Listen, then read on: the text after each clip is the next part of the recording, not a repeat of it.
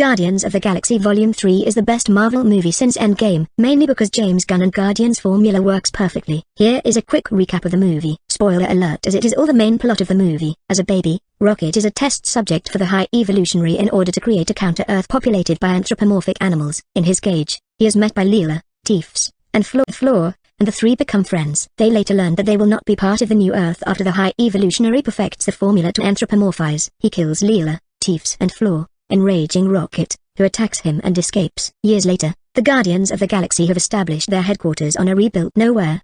The night after settling in, they are attacked by Adam, a superpowered being created out of revenge by his mother and the Empress of the Sovereign, Aisha, for previously stealing from her and in order to bring Rocket to the High Evolutionary, who has become obsessed with retrieving his subject. During the fight, Rocket is seriously injured, leaving the Guardians unable to tend to his wounds due to a kill switch embedded in him. The team resolved to travel to the Orgoscope, headquarters of the High Evolutionaries Corp, in the hopes of finding an override code. With the assistance of the Ravagers and a reluctant Gamora, the Guardians infiltrate Orgosf and retrieve Rocket's file. However, they are attacked by Orgosf's guards, barely escaping after Peter Quill remotely activates the guards' suit jetpacks. They deduce that Thiel, one of the High Evolutionary scientists, may have the override code stored in his memory, and decide to track him down. The team visits Counter-Earth against Gamora's advice, followed by Aisha and Adam. With help from a family of bat-like humanoids, Quill, Nebula and Groot trace Thiel to the High Evolutionary's ship, while Drax and Mantis remain with Gamora and Rocket. Quill and Groot board the High Evolutionary's ship, leaving Nebula behind. Mantis unwillingly accompanies Drax to the High Evolutionary's ship begins to launch with Quill and Groot captured on board,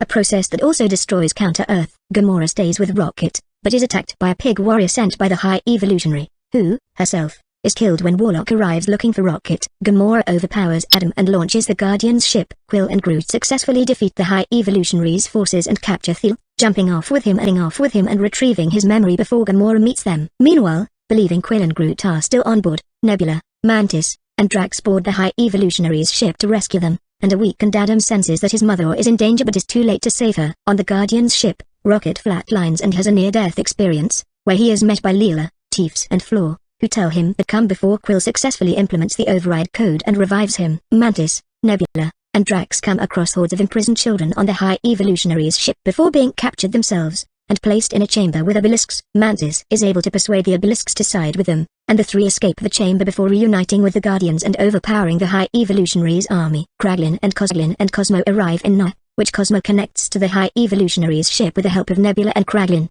through her powers of telekinesis allowing them to free the captured children. Rocket discovers a litter of baby raccoons and other test subject animals, but is attacked by a deranged High Evolutionary while attempting to free them before being rescued by the Guardians. The High Evolutionary is left to perish on his ship while the animals are rescued and board Noah along with most of the Guardians. After Cosmo is unable to hold the ships together for long enough for him to board, Quill barely escapes, beginning to freeze in space before being rescued by Adam. The Guardians decide to disband. Quill bestows the rank of captain of the Guardians upon Rocket before leaving for Earth. Mantis embarks on a journey of self-discovery with the obelisks. Gamora reunites the Ravagers. Nebula and Drax remain on not to raise the rescued children. In a mid-credits scene, the new Guardians are Rocket, a fully grown Groot, Cosmo, Kraglin, Warlock, Phyla, and Blipper are shown undergoing a new mission. In a post-credits scene, Quill reconnects with his grandfather. Just a great movie and cap to the James Gunn trilogy. Guardians trilogy is my favorite trilogy of the MCU along with the Tom Holland Spider-Man trilogy. Only beef I have is Adam Warlock. Minor in the entire scheme of things, but Warlock came off as juvenile and small when he is one of the more powerful players in the Marvel comics. I'm sure we'll see his arc improve if they showcase him more. I am skeptical of what will come next for next iteration of the Guardians, but looking forward to James Gunn DC Universe. All in all,